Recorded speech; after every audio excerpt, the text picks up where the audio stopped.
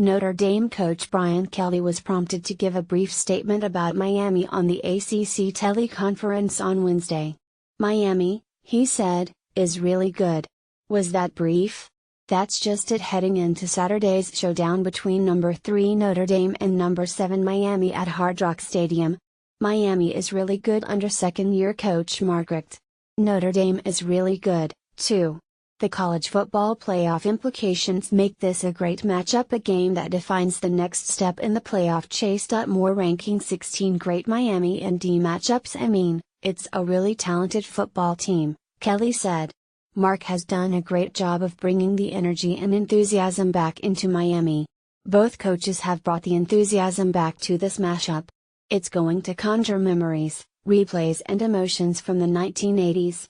Yet it's going to be a reminder things will never be the same with this rivalry that captivated college football, with those chill-inducing showdowns that still reverberate today. You can't recreate what Notre Dame and Miami used to be. You just can't. You can't create something in the vicinity now because the schools won't play again until 2024, because of the Irish's 5-game rotation, with the ACC is set through 2037. We've been challenged each and every week in the ACC, and each opponent has brought different challenges," Kelly said. "But this one, I think, in terms of being as complete a football team, as we'll play. Too bad they don't play more often. Could they alter the deal so the Irish are guaranteed the Coastal Division and/or Atlantic Division champions every season? What if the last college football playoff spot comes down to the ACC champion versus Notre Dame? If this game lives up to expectations, then it's going to remind everybody of what we used to have, and what we can't really have. We're left with the nostalgia of that one-of-a-kind Florides flair that, it's fair to say, might never occur again." For those who watched the ESPN 30 documentary Catholics vs. Convicts, there's a one-liner from longtime Miami Herald columnist Dan Labatard that captures this rivalry more than anything.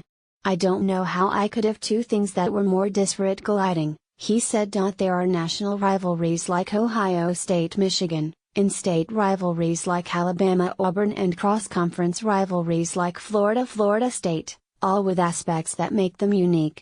Notre Dame-Miami borrowed something from all of those and spliced in an 80s mix of establishment versus counterculture for a geographical, generational conflict that led to a once-in-a-lifetime, decade-long event. It was the best. You can't get the image of Notre Dame players clashing with Miami outside the tunnel before the game. You see the flurry of the games with national championship stakes.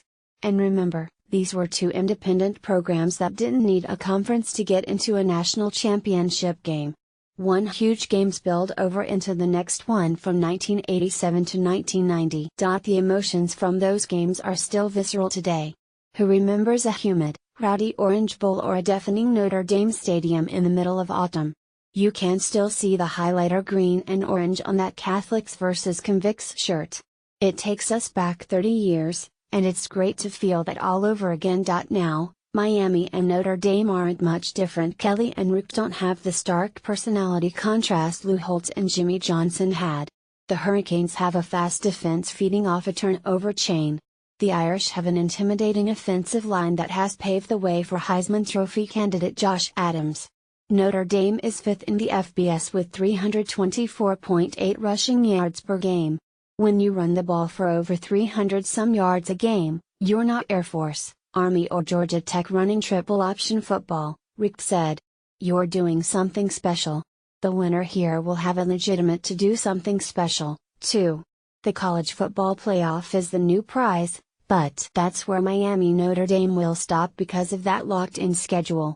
That's the disappointing part, a reminder of the conference carousel and the deals schools make to stay in the national spotlight. This is a case where the more things changed, the more Notre Dame and Miami are the same now.